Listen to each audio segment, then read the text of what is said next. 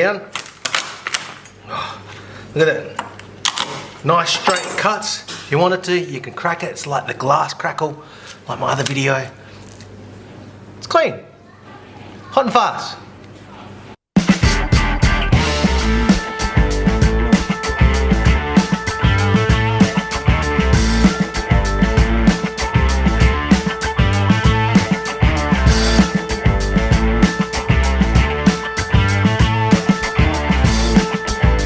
G'day everyone, welcome to the Pitmaster University channel.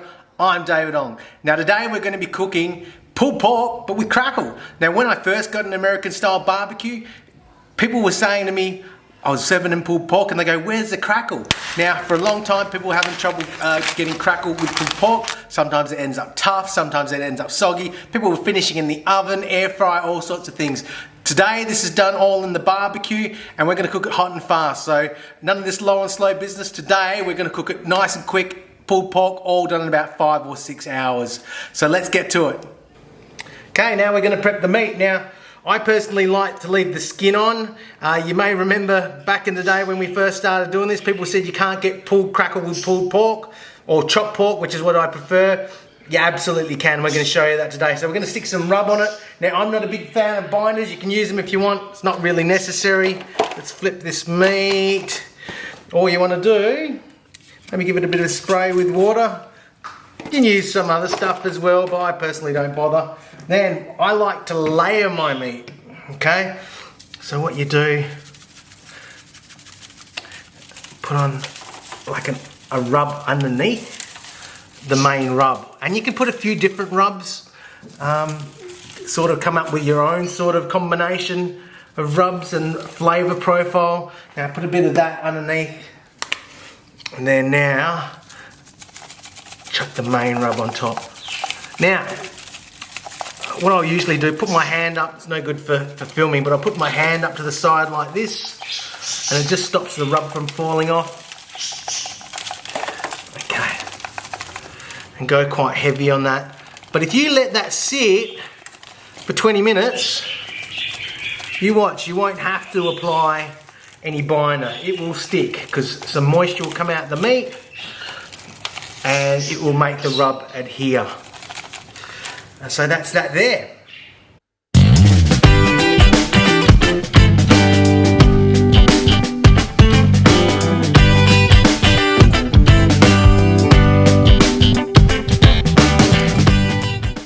Okay, so it's been about 15-20 minutes. You can see the rub's wet now, and most of it's here. You're actually noticing some juices coming out there.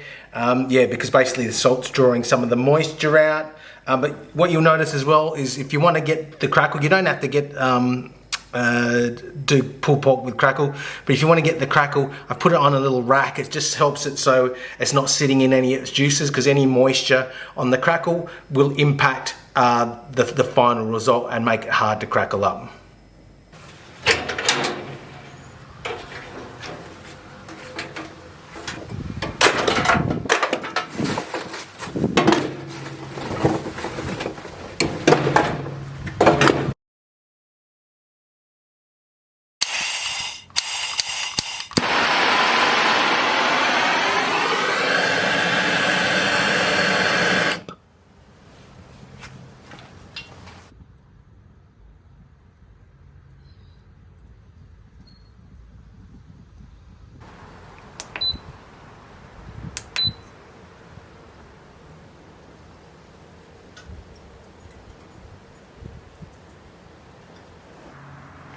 Okay, let's pop her in. Okay, so skin side up with this method. Okay, and what we're going to do, fat side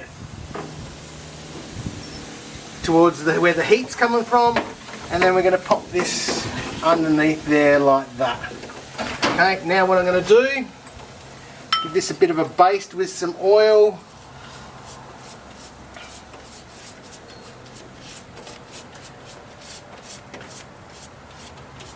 Make sure it's not pooling anywhere.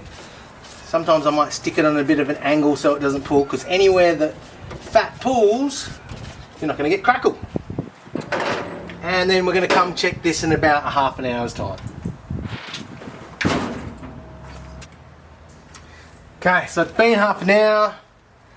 Oh, starting to get a bit of a smell about it already. Now, if you see, there's actually a little bit of fat pooling there. What we're going to do to prevent that from happening is I'm going to stick a bit of foil underneath it like that.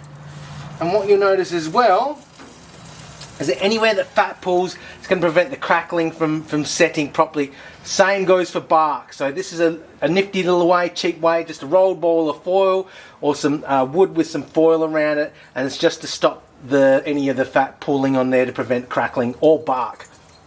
So one thing I like to do is measure out my dry ingredients first. Okay, and so that way none of your tablespoons, none of your cups and things like that are wet, and so you can't put that in the dry stuff. So what we're starting off with here is 2 cups of brown sugar. Now you might have noticed that I've put 4 cups in, but that's because this is a half cup size. So 2 cups of brown sugar. Then into that I'm going to put a half teaspoon of garlic powder and a half teaspoon of onion powder. Now if you haven't got one or the other, just put double of the one. So if you've only got, for example, onion powder, just put 1 teaspoon of onion powder. If you've only got garlic powder, just put 1 teaspoon. Okay. Then after that, I'm going to put in 1 teaspoon of fine pepper. Make sure it's not ground, okay, because it'll get too gluggy. Okay, 1 teaspoon there. And then I'm also going to put in 1 teaspoon of some chili powder. No, not chili powder as in hot chili like I use this in Australia. Chili powder as in like a Mexican chili powder, something for like you would make with, you know, a mix with minced meat and stuff like that. That sort of chili, like the American chili. It's 1 teaspoon of that.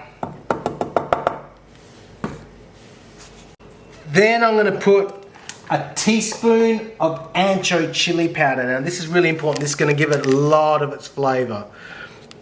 Now just remember to wash your hands thoroughly with soap after you've done this, because you don't want chili on your willy. Okay, and then we're going to put in a half teaspoon of some hickory smoked salt. This isn't necessary, but I like it. And I've got this one from my mate Bundy from Bonzo Creek. He makes it. Okay, there we go.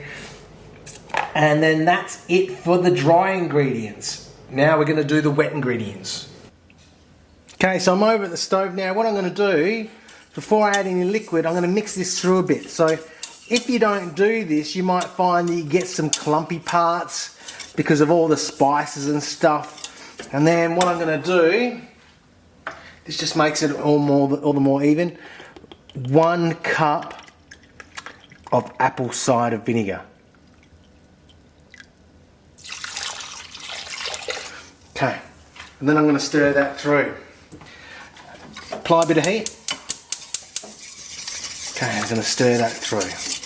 And what you'll notice is that it's a lot more, you don't get any lumps as if you basically add the wet ingredients first without, and then the dry ingredients. Always dry ingredients first when you're making a sauce, and then the wet ingredients after. It just makes for a more homogeneous, a more well mixed and blended sauce.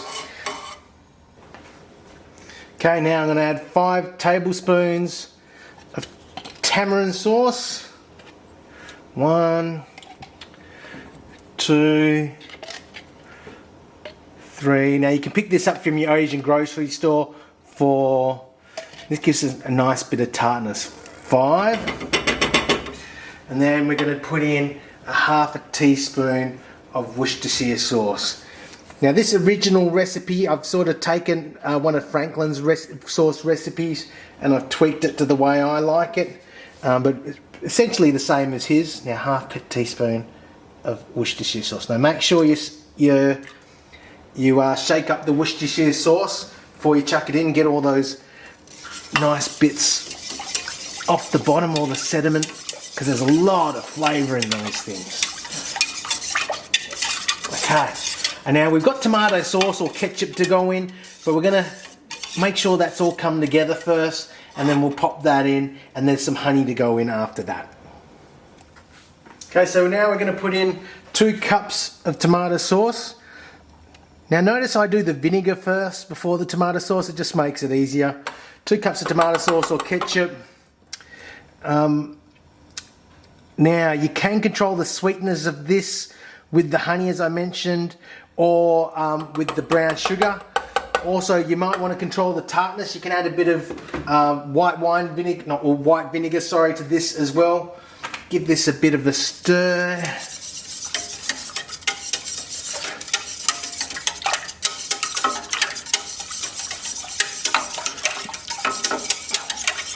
And now you don't want to boil this, okay? You just want to bring it until it starts to bubble, and then that's fine. That should have brought the sauce all together. Now as soon as that starts to simmer, you want to take that off the boil.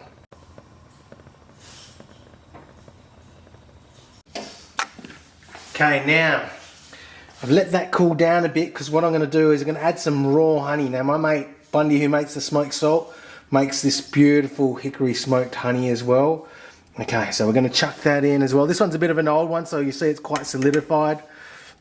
But it's raw honey, so you don't want to actually heat it to get the full benefits out of it and the flavour. Because it's smoked as well, if you heat it or cook with it, you're going to have some problems. So you only really want to basically just put it at the end for flavouring. You don't want to cook it, you don't want to heat it.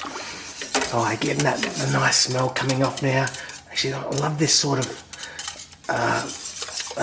stirrer, whisk, because it basically helps you. If you can get in there, you can get all the honey off the spoon as well. And that's done, guys. Just let that cool, and then you can pop that in a jar or a bottle. That'll keep for ages.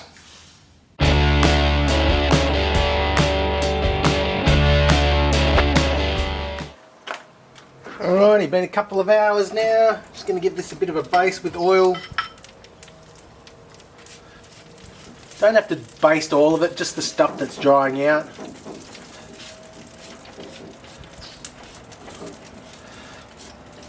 Okay. Come check that in another hour. Okay, so what we're going to do now, let's check this after 3 hours. Oh, that's looking really good. You can actually, it's starting to crackle up there as well. Okay, so what we're going to do, we're going to wrap this now. Now, all I'm going to do is I'm not going to wrap it fully. Okay, so we're just going to wrap the bottom. A bit windy here, sorry guys. We're just going to wrap the bottom to expose the crackle, so we don't destroy the crackle. Because anytime you wrap with the crackle in there, you're going to destroy it. So if you're ever taking crackle to someone else's house on, you know, Christmas Day, and you've made it home and you're taking it to your mum or dad's house or whatever, if you're going to transport that, you can't wrap the crackle, otherwise you will destroy the crackle. So what we're going to do, you can see that, I'll pop this up here. We're basically going to sort of create a boat for it. Okay, and we're just going to basically leave the skin exposed so we can still develop the crackle, but it's going to basically it's going to braise in its juices as we're still developing the crackle. Okay, we'll come back shortly. We'll check this in another hour. Give this a quick baste. Okay. Smells beautiful, guys. We'll come back and check it in an hour. Let's check this now. Okay. Now she's at about 185, 195 Fahrenheit. I'll do the conversion for you guys in the full video. Now what we're going to do is we're going to blast it now at 200 degrees Celsius, about 400 odd Fahrenheit. just to get the crackle to set. Now, what you want to do is you probably want to get to this stage. You may want to get a bit further if you like it a bit more easier to pull apart. I actually like mine with a little bit of bite to it, so I cook mine a little bit less, but you can have a play around it. If you want it to fully really easily pull, yeah, just push it higher before you set the crackle. If you want to have it with a bit more bite like I like it, yeah, don't cook it quite as much. Okay, let's set this crackle now. Alright guys, here we are. Okay, so what you're looking for, guys,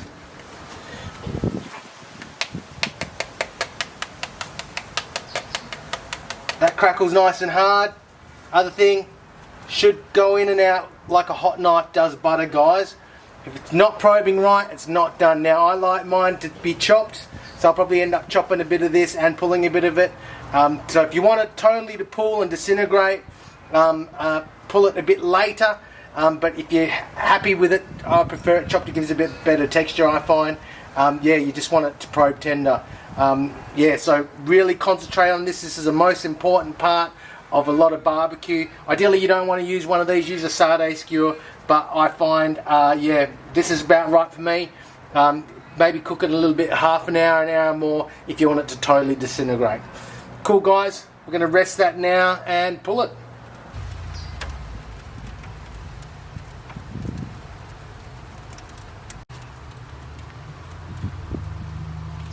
Okay, so one thing you might want to do, guys, pop a bit of rub in a coffee grinder. Might want to grab a second one instead of using your missus one. Whoa, and get that right. Okay. And make a fine powder. Now what we're going to do with that is use that as a finishing dust. Okay. So if you've got regular rub, I like the Butcher's Axe Ranger stuff. If you've got regular rub, you can see in there it's fairly coarse. Now I love a coarse rub for when I'm putting on the pork at the start of the cook. At the end of the cook, you can use this as a finishing dust, and so that will amplify the flavour, and without having all these chunks and bits of stuff from a chunky rub that might be either crunchy and taste like you put sand in there, or anything else. So this is a great weapon to be able to use to give it that extra punch at the end of the cook, because the spices will mellow over the course of a cook.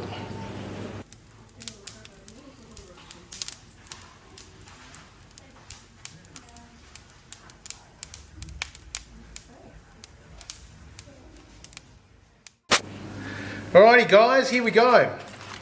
So now we've rushed this tonight because everyone's hungry, and I had a bunch of other stuff on.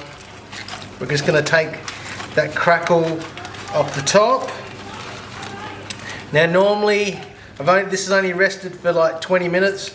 Normally I'd rest it for an hour or two, and then I'll air rest it at the end, basically to get the final amount of heat out of it before I pull it. So what we're going to do, I'm going to separate this. You can see this bit here, the barky bit. Okay, I'm going to separate this into two, because what I'm going to do is I'm going to pull some of it and chop some of it. I'm going to pull some of it for you guys to show you can still cook things hot and fast and it's all nice and tender. I'm going to get this bone out. Okay, there we go. Put that to the side. Well, hang on, better show you guys. It's clean. Hot and fast. Don't need to spend forever cooking it to get a nice pulling it. Okay, so what we're going to do, okay, I'm going to separate this here and pull this section out. And I'm going to pull that for you guys, just so you can see it pulls nice and easily, and the rest I'm going to chop up for me because I prefer it chopped. I'll show you how to do that as well. So look guys, easy peasy. Now if you see steam coming out, just remember steam's moisture. You want the moisture in the meat. So nice and easy. I like it a bit chunky. And now I wouldn't normally leave it like this because that steam coming out is moisture leaving the meat. You ideally don't want that to happen. So what I'll do here, okay, see that guys? Put a bit of the juices in. Hang on. Let's bring this over. Put that in. Sorry, 2 seconds if I can get this right. Put some of the juices in with that. And then usually I'll mix it in with a bit of this finishing rub to make it pop. Right, and then I'll mix that all up like that. Okay, because what you'll notice if you're cooking pulled pork, you can have a whole bunch of flavour on the outside, but not a bit more of that finishing rub, but not much on the inside. Okay, and then what I usually like to do, guys, you can have the sauce separate, but I like to put a little bit on when I pull it, as soon as I pull it. Just a tiny bit on, just to coat it, and then just cover that like that. And as you can see, guys, look at this. Look at that, it's beautiful. Okay, moist, tender, pulls apart easily, not too stringy, easily. In the mouth, gorgeous. That's awesome.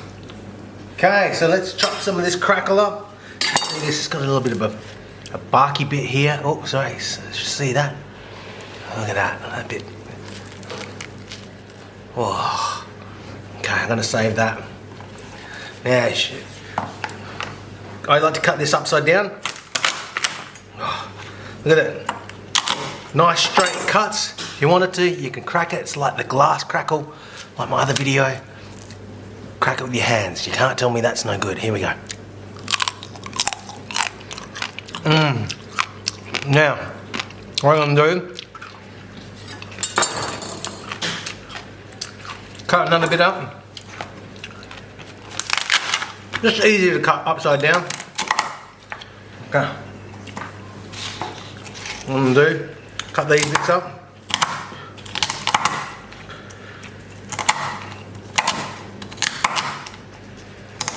Crackle going everywhere. Alright. You can do this with a cleaver, but most people aren't going to have a cleaver at home. Right, and I'm going to grab some of this pork.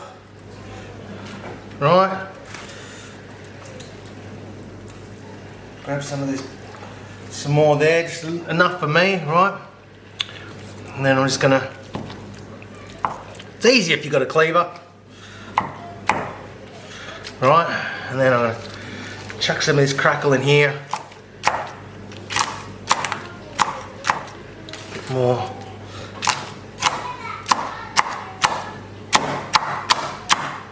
And then that is gonna go into a taco. Oh, forgot finishing dust.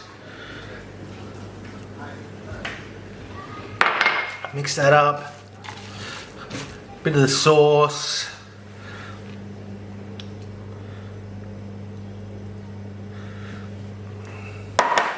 Just a little bit. And then that's going to go into a taco. If I grab some of that now, look at this all falling apart. Then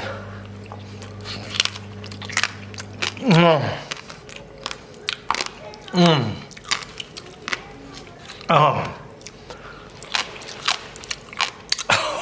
that's so good. Again, guys, snaps. Oh, so good. Okay, let's plate it up. Now I like putting a bit of salsa down first. If I can do it, get some of it out of here. Don't add too much of this. This is quite strong, goes a long way. Now for the Aussies, this is what I like to use. Beerenberg, green jalapeno, and tomato, sorry, green tomato and jalapeno relish. I'll get that right. And then I'm gonna put some of this layer, some of this pork down with the crackle in it. Okay. Don't overfill it. Okay, and then Get a nice bit of the barky bit here, so that looks good. Nice bit of the crackle here. Right, and then what I'm going to do, plonk a couple of these little Bikino chilies in there. Okay, and then finally, what I'm going to do is drizzle a little bit of this sauce that I made on there. A little bit on there like that. Have a bit of an oozy bit there like that. Here we go. And then finally, I like a bit of sriracha mayo. You don't need to do this, but I love a bit of sriracha mayo over the top of it like that. So to look at that up close. Oh, look at that, it's beautiful. Okay.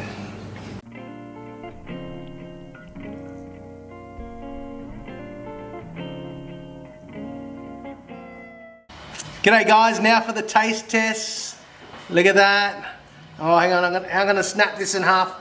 It's hard to do off camera and hold Sophie at the same time. Here we go. You wanna grab that, Sophie? Now show the people. You're not gonna show it like that. Yeah. Now you're gonna try it. Let's see how it tastes. Come on, you gotta eat it. Nice. Is it good? How good is that? Yeah, good. Is crunch pork your favourite, or do you like steak better?